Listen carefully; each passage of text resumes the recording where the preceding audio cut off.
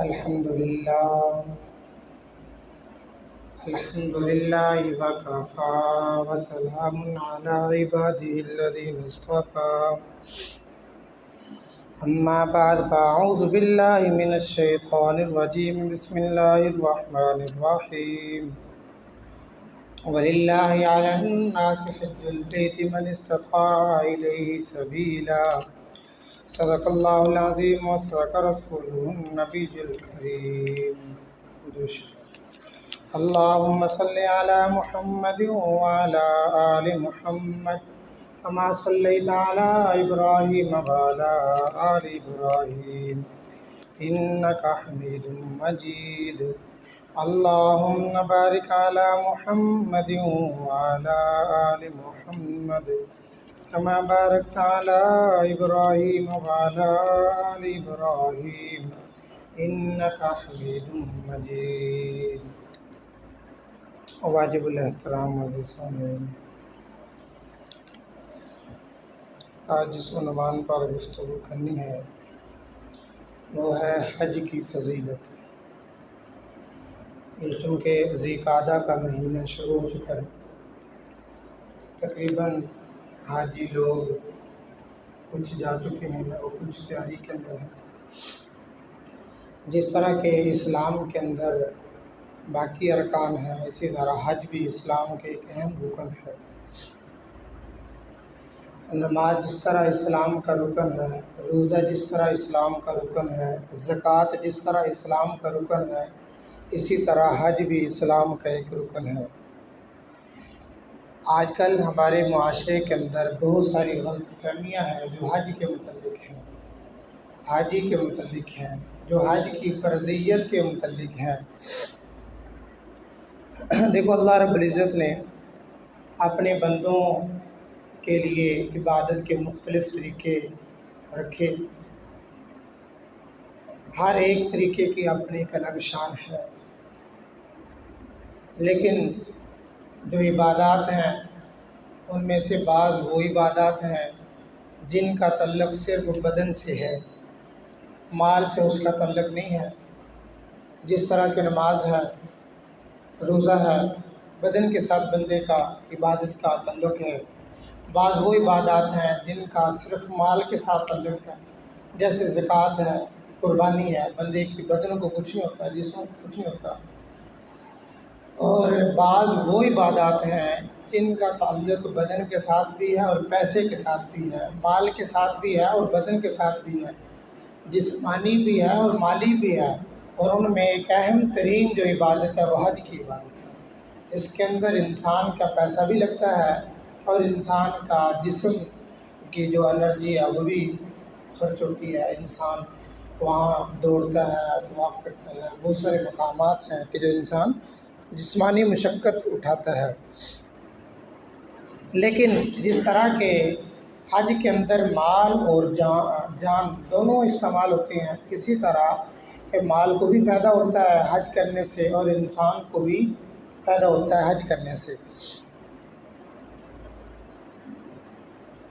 حج جو ہے یہ اصل کے اندر احرام سے شروع ہوتی ہے.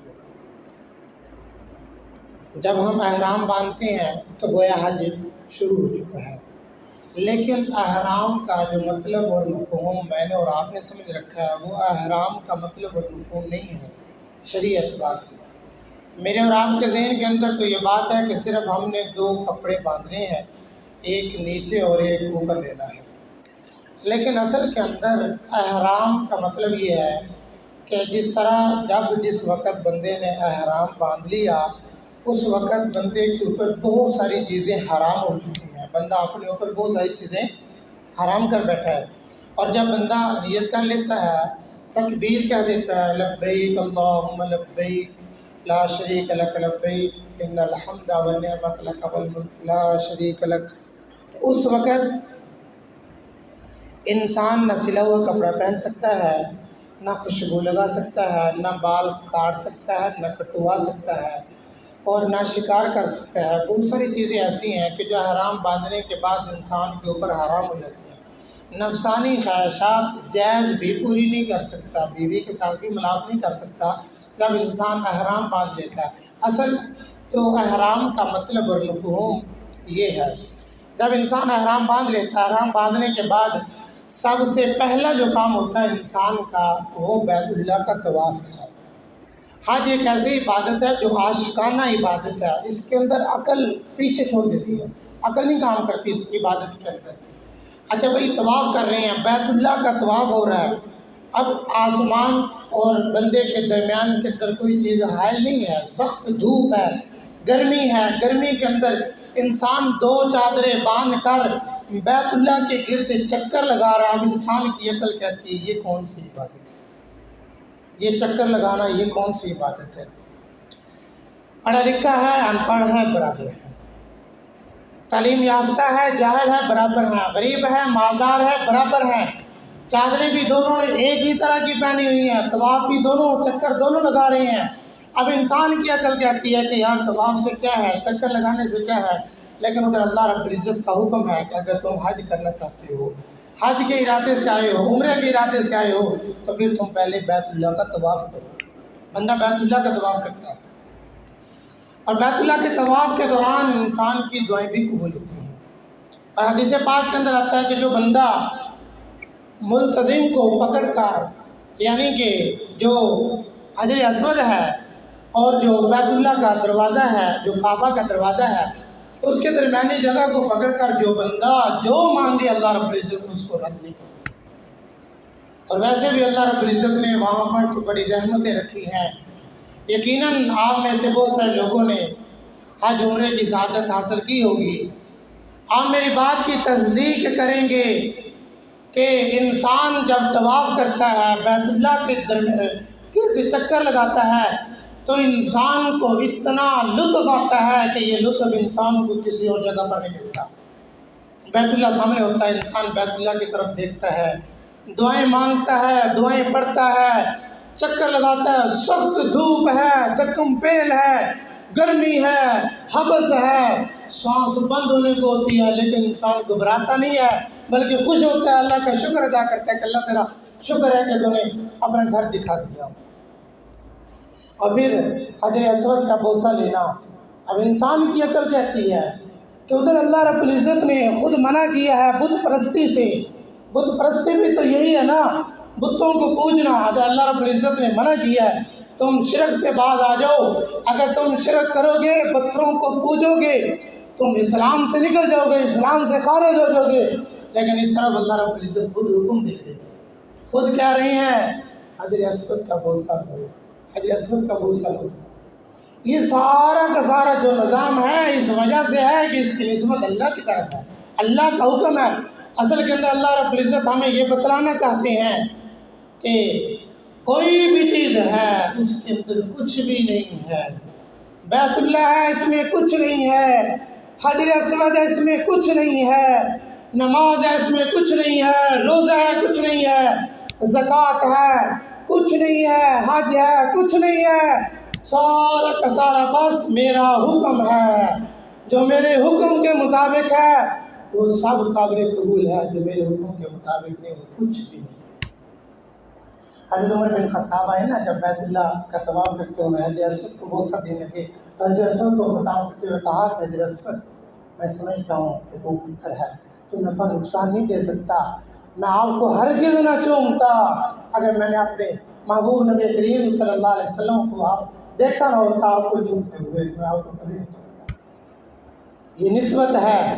اور پھر اس کے بعد صفا مروہ کی صحیح ہے، صفا مروہ کے درمیان جب سبز جگہ آتی ہے تو وہاں پر دوڑ لگاتے ہیں، بوڑھا بھی دوڑ لگا رہا ہے، جوان بھی دوڑ لگا رہا ہے، بچے بھی دوڑ لگا رہے ہیں، پڑھا لکھا بھی دوڑ لگا رہا ہے۔ بھائی کیا ہو گیا، پڑھا لکھے تعلیم یافتہ ہو، آپ کو کیا ہو گیا، دوڑ لگا رہے ہو، کیا ہو گیا، کیوں بھاگ رہے ہو؟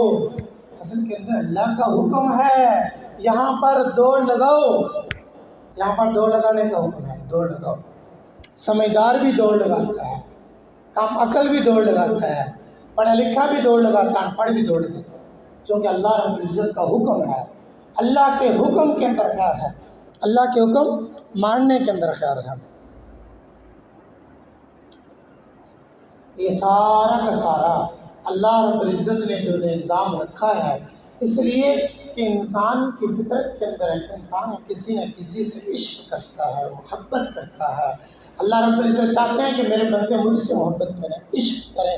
وہاں پر اصل کے اندر ایک عاشقانہ نظام ہوتا ہے، عاشقانہ عشق کے اندر لوگ احرام باندھتے ہیں، کتنے میل دور ہوتے ہیں، کہتے ہیں لبیک اللہم لبیک لا شریک لک لبیک، اے اللہ ہم حاضر ہیں، اللہ ہم حاضر ہیں۔ یہ کون سی صدا ہے؟ یہ کس آواز کا جواب ہے؟ ہم نے کبھی سوچا، ہم نے کبھی غور و فکر کیا؟ حضرت ابراہیم کلیم اللہ نے جب بیت اللہ کو تعمیر کیا تو اللہ کا حکم ہے، ابراہیم اے میرے خلیل تم آواز لگاؤ، دعوت دو، لوگوں کو بلاؤ کہ لوگ آئیں، بیت اللہ کا طواف کریں، حج اور عمرے کی سعادت حاصل کریں۔ حضرت ابراہیم نے پہاڑ کے اوپر چڑھ کر آواز لگائی تھی، اے لوگو آؤ، اللہ تمہیں بلا رہا ہے، بیت اللہ کی طرف آ جاؤ، بیت اللہ کا طواف کرو، حج اور عمرہ کرو۔ میرے بھائیو، وہی آواز ہے جو ابراہیم نے لگائی تھی، اللہ کی طرف سے منادی بن کر آواز لگائی تھی۔ آج حاجی اور عمرہ کرنے والا اصل کے اندر اللہ کی اس آواز کا جواب دیتے ہوئے احرام باندھ کر کہتا ہے لبیک اللہم لبیک، اے اللہ ہم حاضر ہیں، اے اللہ تو نے ہمیں بلایا ہے تو ہم تیرے در کے نوکر ہیں، تیرے گھر کے نوکر ہیں، اے اللہ ہم تیری طرف آ رہی ہیں، اے اللہ ہم بیت اللہ کی طرف آ رہی ہیں۔ اصل کے اندر اسی آواز کا جواب ہے۔ اس کے بعد آگے حکم ہے کہ تم مینا کی طرف جاؤ، مینا کھلا میدان ہے، مینا میں جاؤ۔ انسان کی عقل کہتی ہے بیت اللہ کے اندر، حرم کے اندر ایک نماز پڑھنے سے 1,00,000 کا نماز کا ثواب ہے۔ اب اللہ ہمیں کہہ رہا ہے کہ تم مینا میں جاؤ، حرم کو چھوڑ دو، حرم کو چھوڑ دو۔ اب اللہ کا حکم ہے کہ تم مینا کے اندر جاؤ۔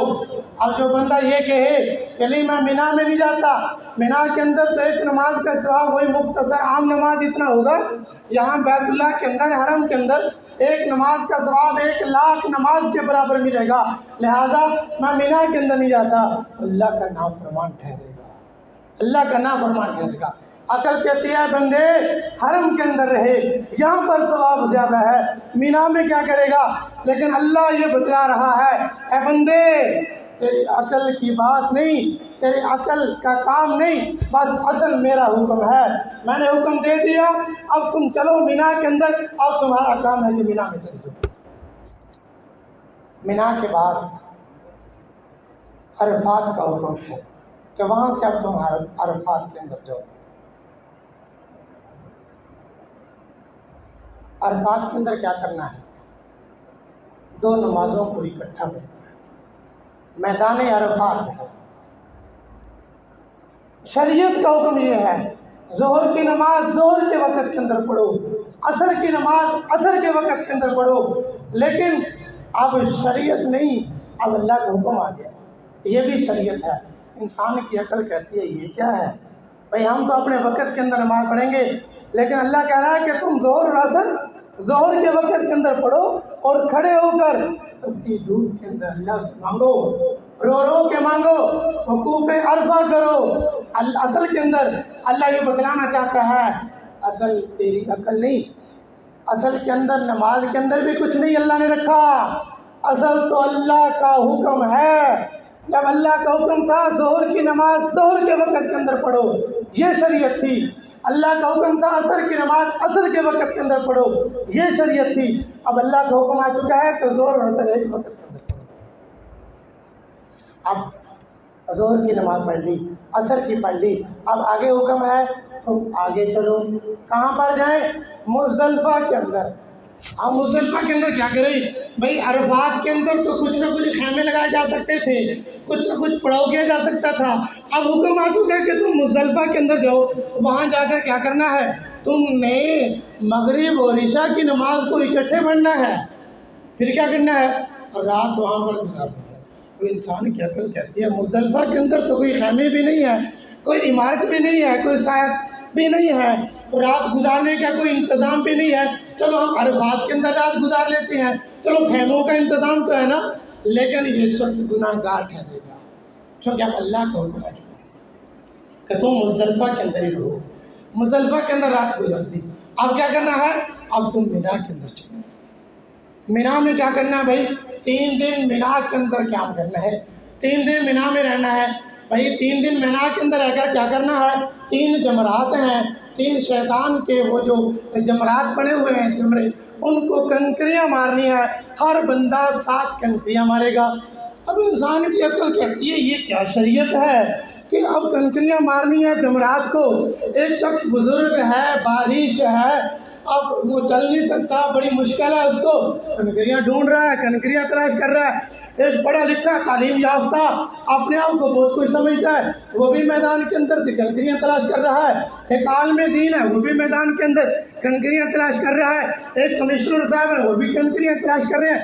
انسان کی عقل یہ کہتی ہے بھائی یہ کیا دین ہے، یہ کیا ہے کہ 25-30 لاکھ لوگ، پچھلے سال کا اندازہ 25 لاکھ لوگ 3 دن مینا کے اندر قیام کریں، 3 دن کا خرچہ اربوں خربوں خرچہ ہے، ضروریات ہیں، انتظامات ہیں، بڑی مشکل ہے یار، یہ کیا ہے؟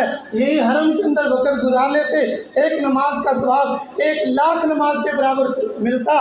یہ کیا ہے؟